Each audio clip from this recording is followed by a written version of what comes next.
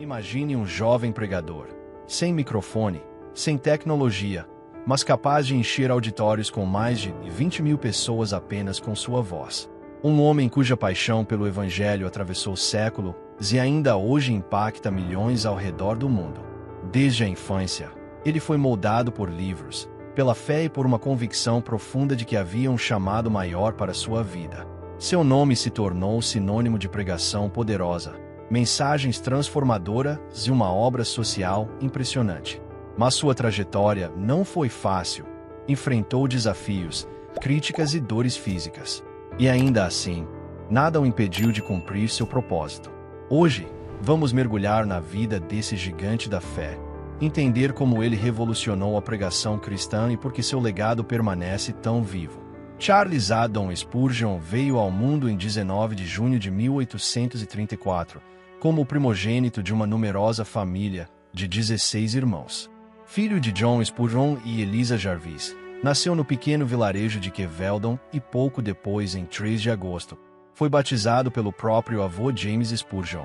Em agosto de 1835, seus pais se mudaram para Colchester, e o pequeno Charles ficou sob os cuidados do avô até completar 5 anos. Foi nesse período que sua paixão pela leitura começou a florescer.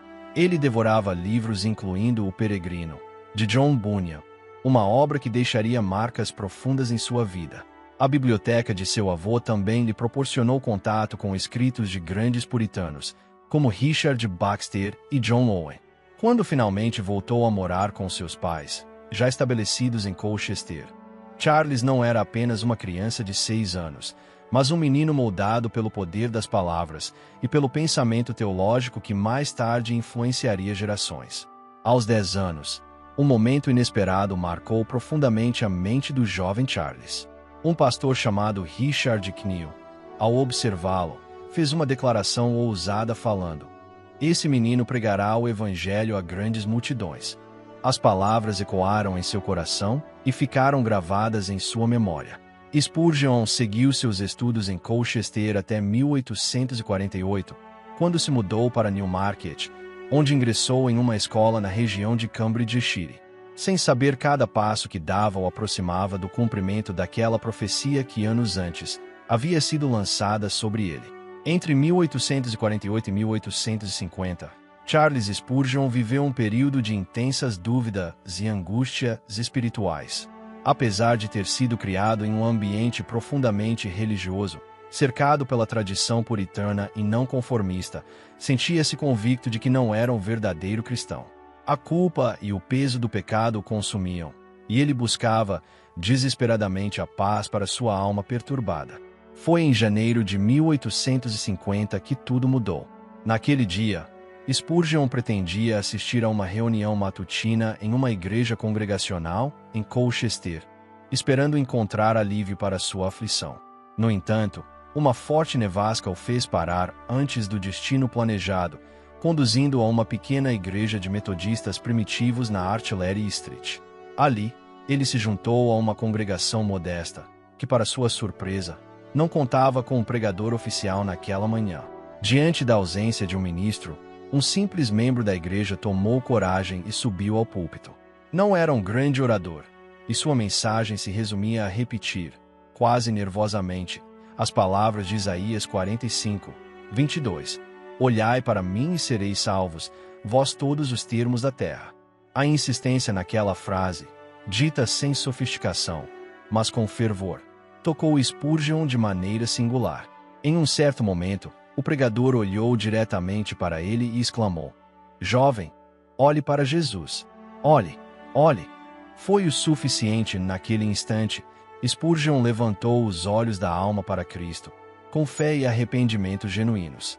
Ele encontrou, enfim, aquilo que tanto buscava: Jesus como seu Salvador. E ali, naquela pequena igreja, sua vida foi completamente transformada. Após sua conversão, Spurgeon retornou de suas férias em Colchester para Newmarket, mas agora com um coração transformado.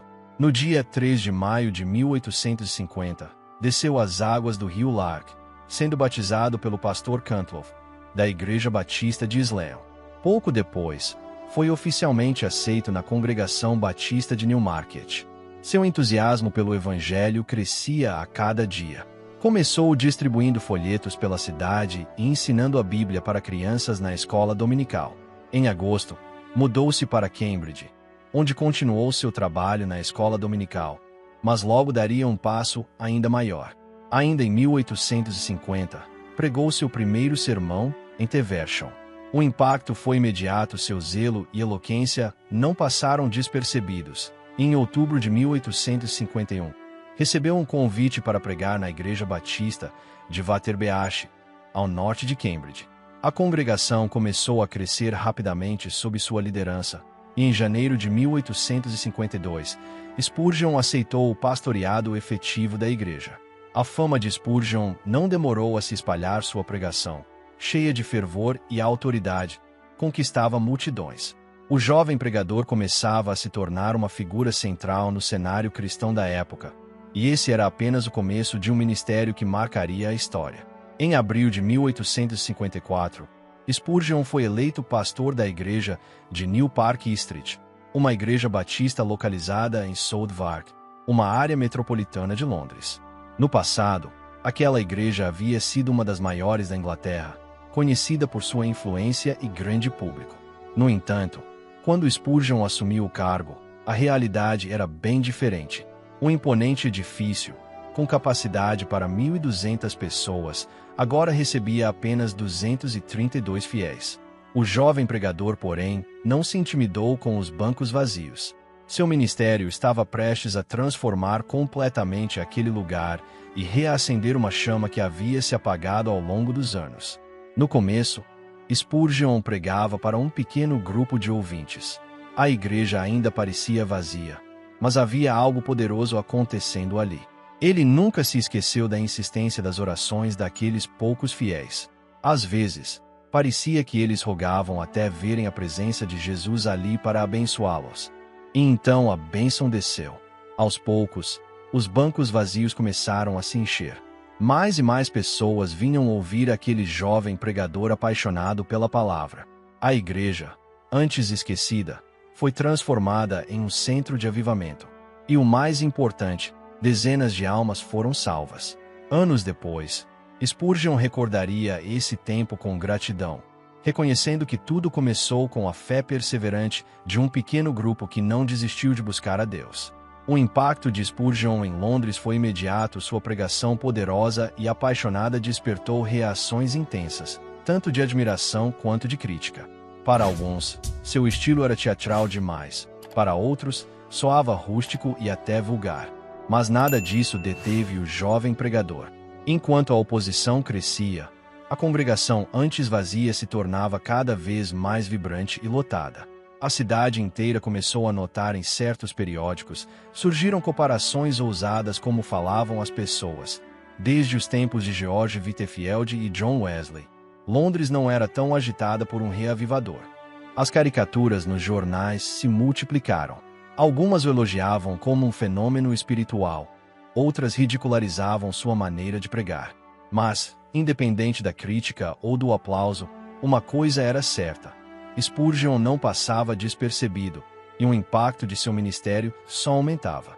Nos anos seguintes, a transformação foi impressionante. O templo antes vazio se tornou pequeno diante da multidão que buscava ouvir Spurgeon.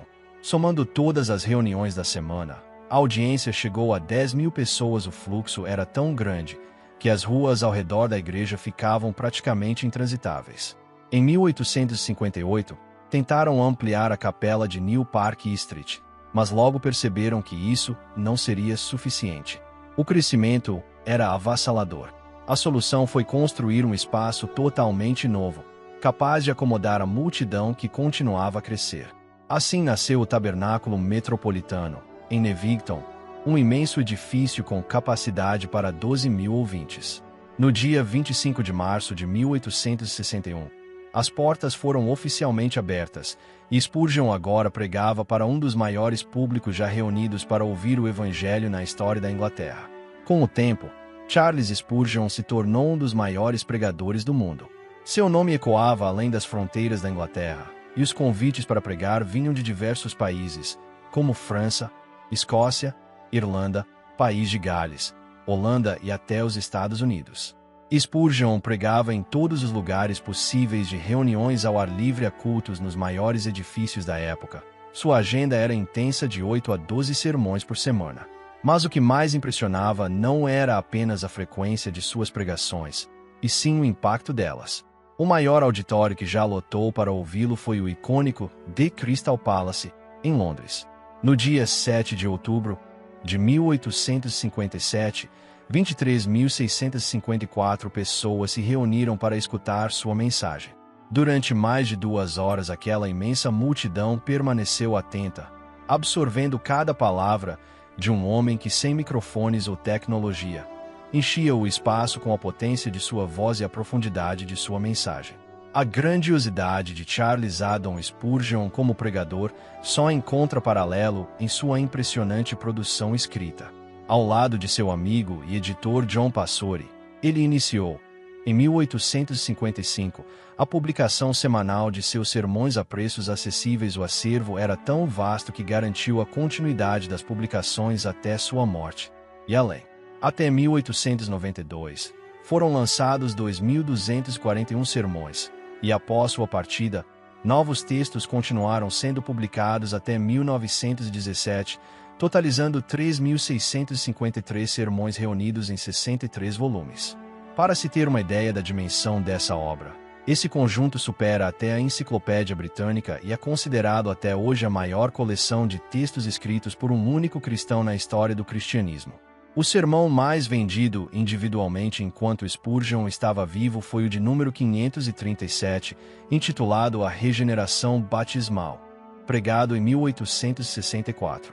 A demanda foi tão alta que, em apenas uma semana, 300.000 cópias foram impressas. E a influência de seus escritos ultrapassou fronteiras. Em 1892, seus sermões já eram traduzidos para pelo menos 9 idiomas diferentes, espalhando sua mensagem pelo mundo. Em 20 de setembro de 1856, Charles Haddon Spurgeon casou-se com Susanna Thompson, e desse casamento nasceram seus 2 filhos, os gêmeos não idênticos Thomas e Charles. A vida familiar era profundamente enraizada na fé. Independentemente de onde estivessem os cultos domésticos, era uma prática constante. A espiritualidade permeava cada momento da vida do casal. Susanna, ao recordar aqueles dias, descreveu com emoção a bendita presença do Espírito Santo, que muitos crentes dizem ser impossível alcançar. Era para nós um ambiente natural. Vivíamos e respirávamos nele. Mais do que um lar, a casa dos Spurgeon era um verdadeiro santuário, onde a oração e a devoção moldavam cada dia. Falando sobre suas obras sociais, que impactaram milhares de vidas em Londres. Em 1856, fundou o Colégio do Pastor, uma instituição voltada para a formação de pregadores. Com um coração generoso, Spurgeon bancava todas as despesas dos alunos, utilizando os lucros da venda de seus livros e sermões. Com o crescimento da escola, as aulas passaram a ser realizadas na antiga capela de New Park Street, posteriormente, no andar inferior do Tabernáculo Metropolitano. Mas seu compromisso com os necessitados ia além. Desde os tempos do pastor John Rippon, no século XVIII, a igreja já mantinha uma casa para viúvas pobres, e Spurgeon deu continuidade a esse trabalho. Em 1866, nasceu o orfanato Sockville para meninos, fruto de uma reunião de oração em que Spurgeon sentiu um forte desejo de fazer mais pela obra do Senhor. Com o crescimento do tabernáculo metropolitano após 1861, foi criado um fundo de assistência para os necessitados da igreja. Além disso, um grupo de senhoras formou uma associação de benfeitoras e uma sociedade para ajudar moças pobres grávidas foi inaugurada. E essas foram apenas algumas das diversas iniciativas assistenciais criadas sob sua liderança. Para Spurgeon, a fé não podia ser separada do amor ao próximo, e seu legado de compaixão continua inspirando gerações. Até o último dia de seu pastorado, Charles Spurgeon batizou 14.692 pessoas. Seu ministério foi frutífero, mas não sem desafios. Desde jovem, enfrentou problemas de saúde. Por volta dos 25 anos, foi diagnosticado com gota e reumatismo, doenças que o acompanharam pelo resto da vida. Mesmo debilitado, ele seguiu pregando com fervor, sem permitir que a dor o afastasse de sua missão. Seu corpo enfraquecia, mas sua fé e dedicação permaneciam inabaláveis. Spurgeon lutou bravamente contra a doença, mas em 1891, sua condição se agravou.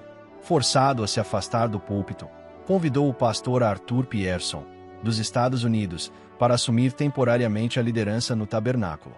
Enquanto isso, Spurgeon buscava repouso em Menton, na França.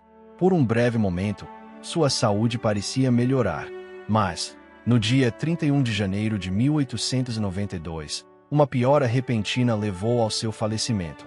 Aos 57 anos, partiu para a eternidade. Seu corpo foi trasladado para a Inglaterra, e no dia 11 de fevereiro, Londres parou para homenageá-lo. Milhares de pessoas acompanharam seu funeral, e diante do caixão 6.000 vozes leram em uníssono o versículo que marcou sua conversão. Olhai para mim e sereis salvos, vós todos os termos da terra. Isaías 45, versículo 22a. Hoje, Spurgeon descansa no cemitério de Norwood, onde uma placa declara sua esperança. Aqui jaz o corpo de Charles Haddon Spurgeon, esperando o aparecimento do seu Senhor e Salvador Jesus Cristo. E assim, a voz que ecoou nos maiores auditórios de Londres se tocou milhões de corações continua ressoando até hoje. Seu legado não se limitou aos sermões, mas se espalhou pelos livros, pela pregação e por um compromisso inabalável com a fé e o amor ao próximo.